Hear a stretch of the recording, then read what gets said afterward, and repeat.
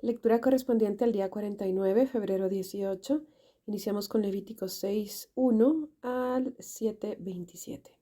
Entonces el Señor le dijo a Moisés: supongamos que uno de ustedes peca contra su socio y es infiel al Señor. Supongamos que comete una estafa en un trato que involucra un depósito en garantía, o roba o comete fraude o encuentra un objeto perdido y luego niega haberlo encontrado o miente después de haber jurado decir la verdad o comete cualquier otro pecado como estos. Si has pecado en cualquiera de estas formas, eres culpable. Debes devolver lo que robaste o el dinero que tomaste mediante la extorsión o el depósito debido en garantía, recibido en garantía, o el objeto perdido que encontraste, o cualquiera cosa que hayas obtenido por jurar en falso. Deberás hacer una restitución total a la persona perjudicada más el 20% adicional. En el mismo día presentarás una ofrenda por la culpa. Como ofrenda por la culpa al Señor debes llevar al sacerdote un carnero sin defecto de tu propio rebaño, o puedes comprar uno del mismo valor. Mediante este proceso el sacerdote te purificará delante del Señor, te hará justo ante Él y serás perdonado de cualquiera de estos pecados que hayas cometido. Entonces el Señor le dijo a Moisés: da a Aarón y a sus hijos las siguientes instrucciones con respecto a la ofrenda quemada. La ofrenda quemada se dejará encima del altar hasta la mañana siguiente, y el fuego del altar debe mantenerse encendido durante toda la noche.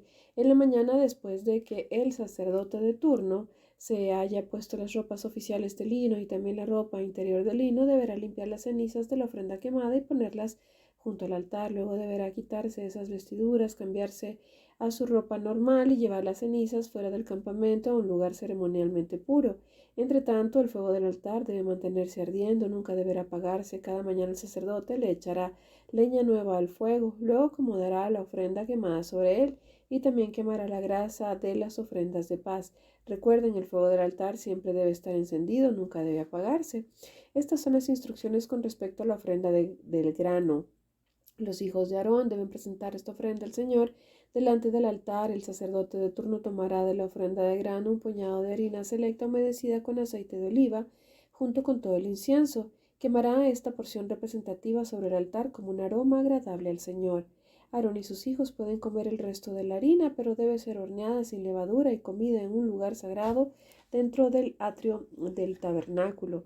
Recuerden, nunca se debe preparar con levadura. Se le ha dado a los sacerdotes como su porción de las ofrendas especiales que se me presenten o que me presenten.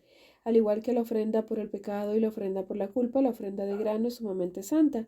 Cualquiera de los descendientes varones de Aarón podrá comer de estas ofrendas especialmente presentadas al Señor. Es su derecho perpetuo de generación en generación. Cualquier persona o cosa que toque estas ofrendas quedará consagrada.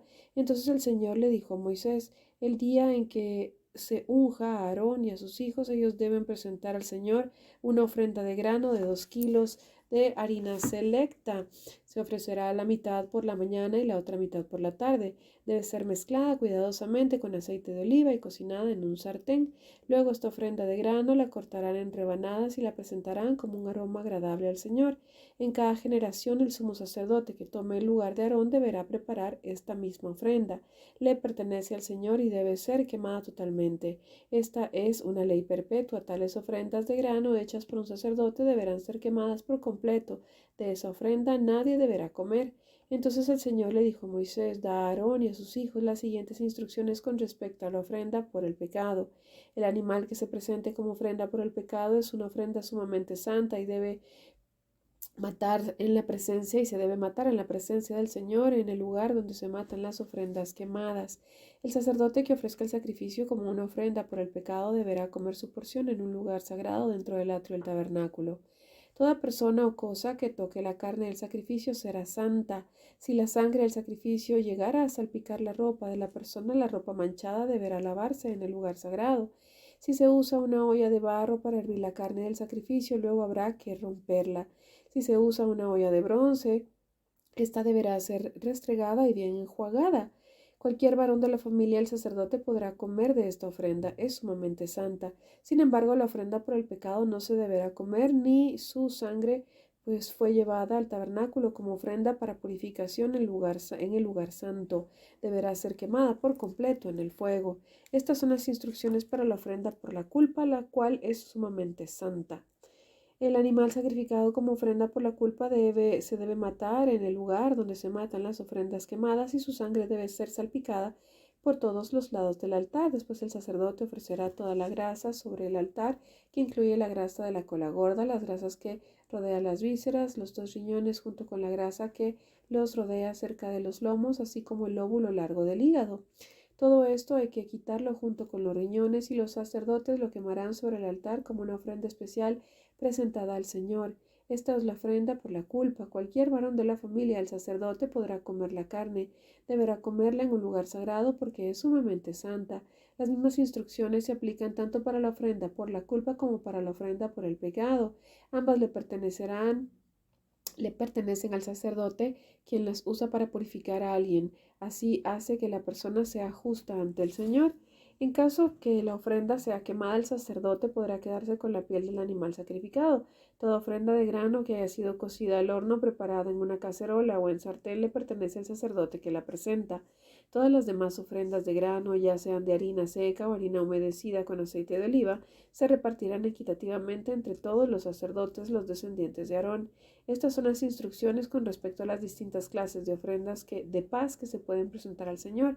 Si presentas una ofrenda de paz como una expresión de acción de gracias, el animal de sacrificio acostumbrado debe ser acompañado de varias clases de pan preparados sin levadura, panes planos mezclados con aceite de oliva, obleas untadas con aceite y panes de harina selecta mezclada con aceite de oliva. Esta ofrenda de paz por acción de gracias también debe ser acompañada de panes hechos con levadura. Un pan de cada clase deberá presentarse como ofrenda al Señor.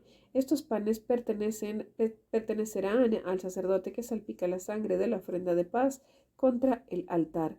La carne de la ofrenda de paz por acción de gracias deberá comerse en el mismo día que se ofrece. No se permite guardar ninguna parte para la mañana siguiente. Si llevas una ofrenda para cumplir un voto o como una ofrenda voluntaria, la carne deberá comerse en el mismo día que se ofrece el sacrificio, pero lo que quede podrá comerse al día siguiente. Toda la carne que quede hasta el tercer día deberá quemarse por completo. Si al tercer día se come algo de la carne de la ofrenda de paz, la persona que la presentó no será aceptada por el Señor. No recibirás ningún mérito por haberla presentado, pues para entonces la carne estará contaminada. Si la comes, serás castigado por tu pecado. No se permite comer carne que toque cualquier cosa ceremonialmente impura. Deberá quemarse por completo. Se permite comer el resto de la carne, pero solo por los que queden ceremonialmente puros. Si quedas ceremonialmente impuro y comes carne de una ofrenda de paz que se presentó al Señor, serás excluido de la comunidad. Si tocas cualquier cosa que sea impura, ya sea contaminación humana o animal impuro o cualquier otra cosa impura y detestable, y luego comes carne de una ofrenda de paz presentada al Señor, serás excluido de la comunidad. Después el Señor le dijo a Moisés: da las siguientes instrucciones al pueblo de Israel: nunca deberás comer grasa, ya sea de ganado, de oveja o de cabra. Nunca deberás comer grasa de un animal encontrado muerto o despedazado por animales salvajes, aunque puede usarse para cualquier otro propósito. Cualquiera que coma la grasa de un animal presentado como ofrenda especial al Señor será excluido de la comunidad. Donde sea que vivas, nunca deberás consumir la sangre de ningún ave o animal. Todo el que consuma sangre será excluido de la comunidad. Marcos 3, del 7 al 30. Jesús fue al lago con sus discípulos y una gran multitud lo siguió. La gente llegaba de toda Galilea, Judea, Jerusalén, Idumea, del oriente del río Jordán y de lugares tan al norte como Tiro y Sidón. Las noticias sobre sus milagros corrían por todas partes y una enorme cantidad de personas llegó para verlo. Jesús encargó a sus discípulos que prepararan una barca para que la multitud no lo apretujara. Ese día sanó a tanta gente que todos los enfermos se empujaban hacia adelante para poder tocarlo. Y cuando los que estaban poseídos por espíritus malignos lo veían, los espíritus los arrojaban al suelo frente a él y gritaban: Tú eres el Hijo de Dios. Pero Jesús ordenó severamente a los espíritus que no revelaran quién era él. Tiempo después Jesús subió a un monte y llamó a los que quería que lo acompañaran. Todos ellos se acercaron a él. Luego nombró a 12 de ellos y los llamó sus apóstoles. Ellos lo acompañarían y él los enviaría a predicar y les daría autoridad para expulsar demonios. Estos son los 12 que escogió: Simón, a quien llamó Pedro, Santiago y Juan, los hijos de Zebedeo, a quien Jesús apodó hijos del trueno, Andrés, Felipe, Bartolomé, Mateo, Tomás, Santiago, hijo de Alfeo, Tadeo, Simón el celote, Judas Iscariote, quien después lo traicionó. Cierta vez Jesús entró en una casa y las multitudes empezaron a juntarse nuevamente. Pronto ni él ni sus discípulos encontraron un momento para comer. Cuando sus familiares oyeron lo que sucedía, intentaron llevárselo.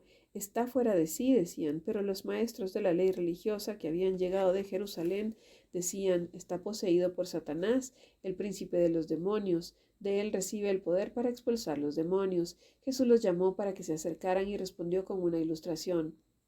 ¿Cómo puede Satanás expulsar a Satanás? Preguntó. Un reino dividido por una guerra civil acabará destruido. De la misma manera, una familia dividida por peleas se desintegrará. Si Satanás está dividido y pelea contra sí mismo, ¿cómo podrá mantenerse en pie? Nunca sobreviviría. Permítanme darles otra ilustración. ¿Quién tiene suficiente poder para entrar en la casa de un hombre fuerte como Satanás y saquear sus bienes? Solo alguien aún más fuerte, alguien que pudiera atarlo y después saquear su casa. Les digo la verdad, cualquier pecado y blasfemia pueden ser perdonados, pero todo el que blasfeme contra el Espíritu Santo jamás será perdonado. Este es un pecado que acarrea consecuencias eternas. Les digo y les dijo esto porque ellos decían, está poseído por un espíritu maligno. Salmo 37, del 1 al 11.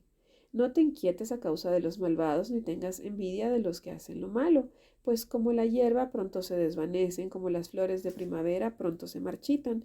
Confía en el Señor y haz el bien, entonces vivirás seguro de la tierra y prosperarás. Deleítate en el Señor y Él te concederá los deseos de tu corazón. Entrega al Señor todo lo que haces, confía en Él y Él te ayudará. Él hará resplandecer tu inocencia como el amanecer y la justicia de tu causa brillará como el sol de mediodía. Quédate quieto en la presencia del Señor y espera con paciencia a que Él actúe.